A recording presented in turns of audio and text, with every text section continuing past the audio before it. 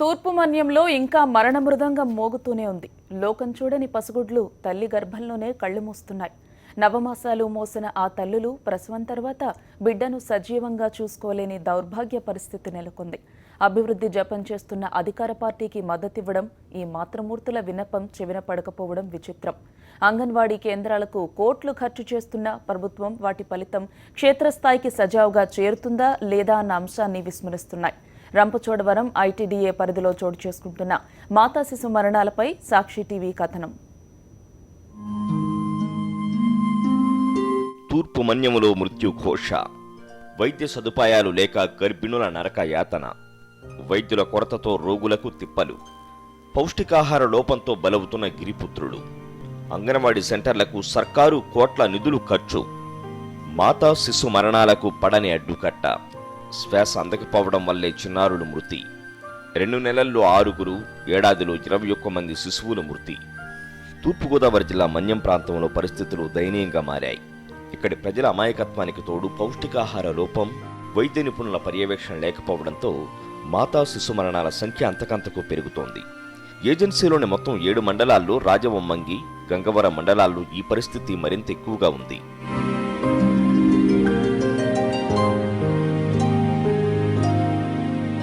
మాతా శిశు సంక్షేమం పేరుతో నిరుపేద మహిళల కోసం ప్రభుత్వం ఏటా కోట్లాది రూపాయలు ఖర్చు చేస్తోంది. అయితే అంత పెద్ద మొత్తంలో ప్రజాధనాన్ని ఖర్చు చేస్తున్నా గిరిపుత్రుల ఆరోగ్యాన్ని, ప్రాణాల్ని కాపాడలేకపోతున్నాయి. గర్భం దాల్చిన మహిళలకు ప్రాథమిక ఆరోగ్య కేంద్రాలు, అంగన్వాడీలు పౌష్టికాహారం అందజేయాలి. అదేవిధంగా ప్రాథమిక ఆరోగ్య కేంద్రాల్లో గర్భిణులకు రక్త పరీక్షలు నిర్వహించాలి. వైద్యానికి అవసరమయ్యే రక్తం, మందులు, శస్త్రచికిత్స సమయంలో ఆక్సిజన్ సిలిండర్లు అందుబాటులో ఉండాలి. నిపుణులైన వైద్య సిబ్బంది ఎల్లప్పుడూ అందుబాటులో ఉండాలి. అయితే ఏజెన్సీలు ఏర్పాటు చేసిన ఏ ఆసుపత్రుల్లో ఇవేమీ ఉండటం లేదు.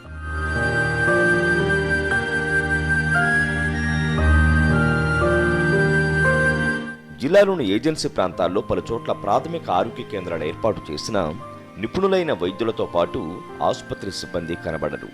ముఖ్యంగా చిన్నపిల్లల వైద్య నిపుణులు, మత్తు వైద్యుల సంగతైతే సరే.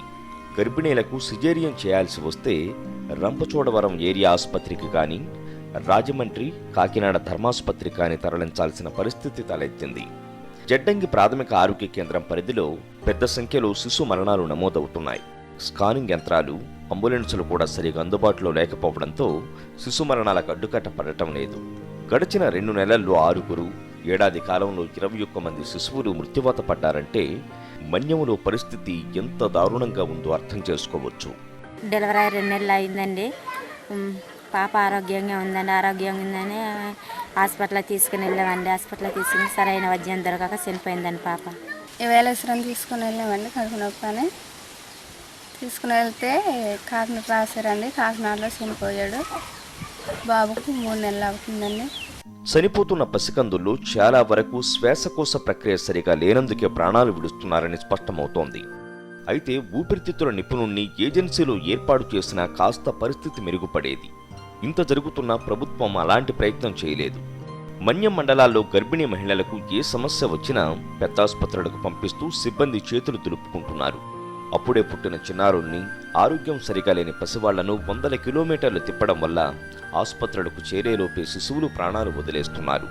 ఇప్పటికైనా ఐటీడీఏ, వైద్యశాఖ ఉన్నతాధికారులు సక్రమమైన చర్యలు చేపడితే ఏజెన్సీలో మాతా శిశు మరణాలకు అడ్డుకట్ట వేసే అవకాశం ఉంటుందని స్థానికులు అభిప్రాయపడుతున్నారు.